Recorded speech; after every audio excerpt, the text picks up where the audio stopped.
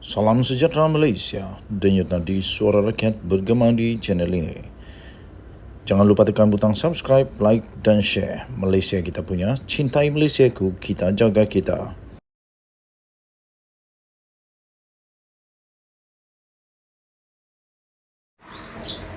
Salam sejahtera Malaysia, denyut nadi suara rakyat bergema di channel ini.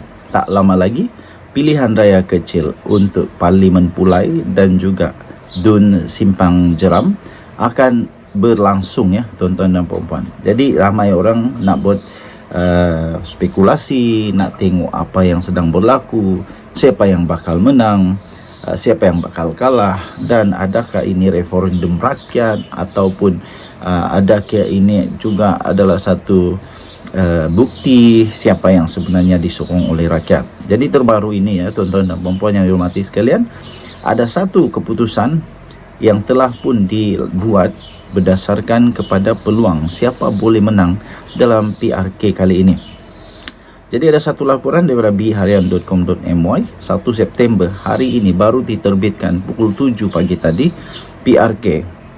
Dan setelah itu keputusan dikeluarkan PHBN dan Perikatan Nasional. Sekarang ini sebenarnya menurut laporan itu ada peluang Samarta yang menang.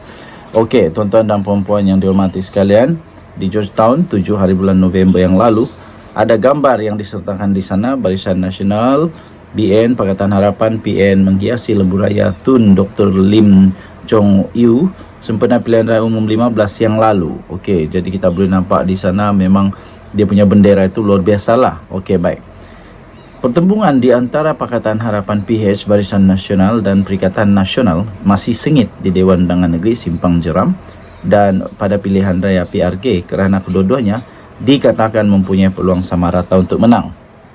Keadaan berbeza pula di Parlimen Pulai disebabkan gabungan Parti Kerajaan Perpaduan dilihat mempunyai peluang lebih cerah berdasarkan kepada sokongan kuat UMNO terhadap calon daripada Parti Amanah.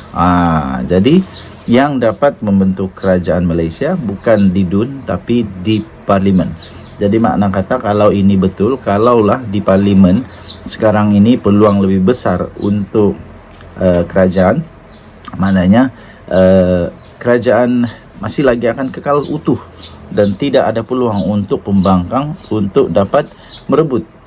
Okey, jadi apapun kalau menang pun pembangkang tak akan dapat ubah kerajaan kerana hanya satu saja.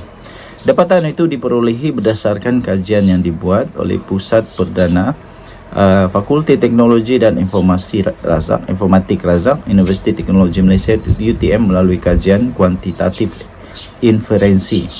Penyelidiknya iaitu Dr. Mazlan Ali berkata UMNO bersungguh-sungguh untuk memastikan kemenangan di Pulai menjadi milik PHBN bagi membuktikan parti itu sebenarnya masih kuat di Johor.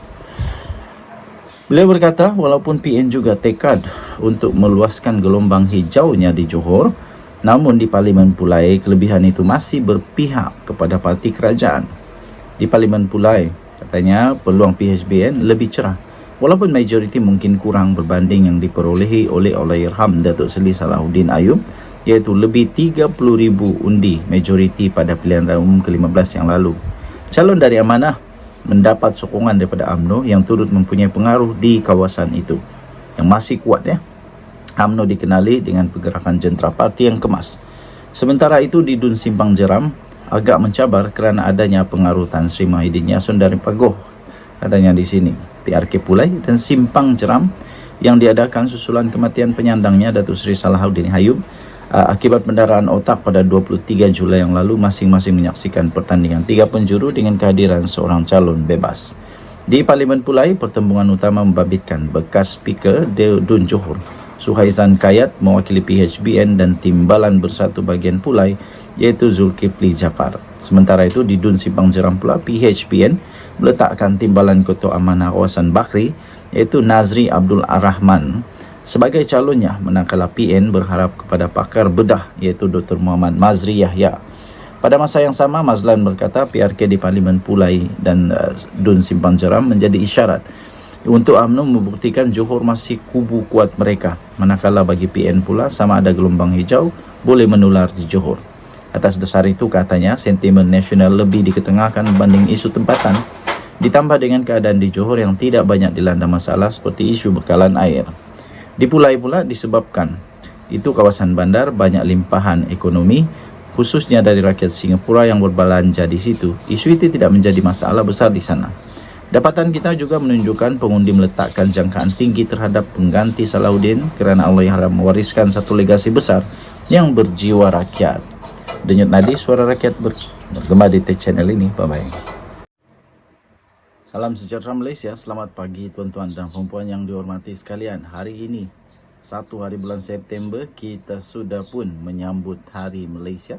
Hari Sabah juga disambut pada tahun ini, buat kali pertama diadakan Hari Sabah disambut. Okey, baik. Bekas Perdana Menteri perlu henti tuduh-menuduh. Itu kata Rais Yatim yang dilaporkan di biriharian.com.my. Saya setuju. Sudah-sudahlah bekas Perdana Menteri dan Perdana Menteri perlulah untuk berhenti tuduh-menuduh. Itu kata Rais Yatim. Tapi yang paling teruk sekarang ini, bekas Perdana Menteri pula yang nak sibuk hal kerajaan. Yang menghairankan ialah kenapakah waktu mereka jadi Perdana Menteri tak pula dibuat apa yang mereka dakwa yang perlu dibuat sekarang ini. Kenapa ketika mereka jadi Perdana Menteri tak buat? Sekarang baru sibuk nak usahakan supaya itu dibuat. Dulu tak nak buat. Seorang veteran politik, Rais Yatim, siapa tak kenal dengan veteran politik Malaysia ini. Beliau menasihati supaya mereka yang sudah pernah dilantik sebagai Perdana Menteri, supaya berhentilah serangan berupa tuduh-menuduh. Sebaliknya lebih baik duduklah semeja, katanya. Itu antara saranan daripada bekas yang dipertua Dewan Rakyat, Tan Sri Rais Yatim, dengan mengambil semangat sambutan Hari Kebangsaan ke-66 pada hari ini. Tegasnya, langkah itu adalah satu perkara yang mustahak, supaya masing-masing dapat mengerahkan buah fikiran serta pengalaman sambil muhasabah memikirkan apa yang perlu dilakukan demi kepentingan rakyat. Katanya, mulai hari ini, sempena merdeka, 66 tahun kerajaan, khasnya Perdana Menteri, wajib wujudkan implementasi dasar ekonomi yang benar dan jelas.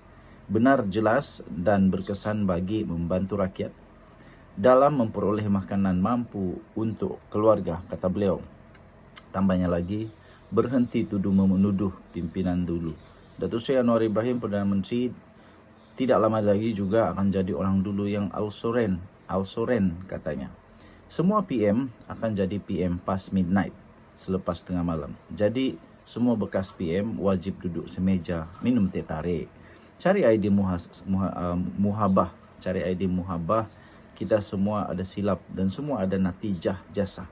Katanya menerusi akaun Facebooknya pada hari ini. Selain daripada itu, bekas menteri itu juga mengesorkan kepada pimpinan kerajaan sekarang yang diterajui oleh Datuk Seri Anwar Ibrahim supaya membabitkan sama ada blok pembangkang dalam mesyuarat pelaksanaan projek negara. Pada masa yang sama, Rais Yatim juga menyarankan agar diasingkan kuasa parlimen dari kuasa eksekutif, seperti yang pernah dicanangkan oleh Anwar ketika menjadi ketua pembangkang 11 bulan yang lalu. Katanya, kedudukan peguam negara turut perlu diasingkan sebagai penasihat undang-undang dari fungsi ketua pendakwaan, katanya lagi. Okey, tuan-tuan dan puan-puan yang dihormati sekalian, saya setuju dengan apa yang dikata oleh Rais Yatim ini berkenaan dengan bekas Perdana Menteri yang masih lagi nak cuba tuduh-menuduh, nak tuduh ini, nak tuduh itu. Kan lebih baik untuk mereka muhasabah diri dan selepas itu duduk semeja dengan baik. Dengan cara yang baik, duduk semeja berbincang dengan Perdana Menteri sekarang ini untuk kemajuan negara, untuk dapat membantu rakyat. Bukan nak sibuk terus berpolitik, nak cuba untuk rampas kerajaan, nak cuba untuk buktikan bahawa itu ini dan sebagainya. Okey, jadi apa pendapat anda? Sila tinggalkan komen. Berita ini daripada biriharian.com.my 31 Ogos 2023. Bekas Perdana Menteri henti tuduh-menuduh, kata Rais Yatim. Kita jumpa lagi. Bye-bye.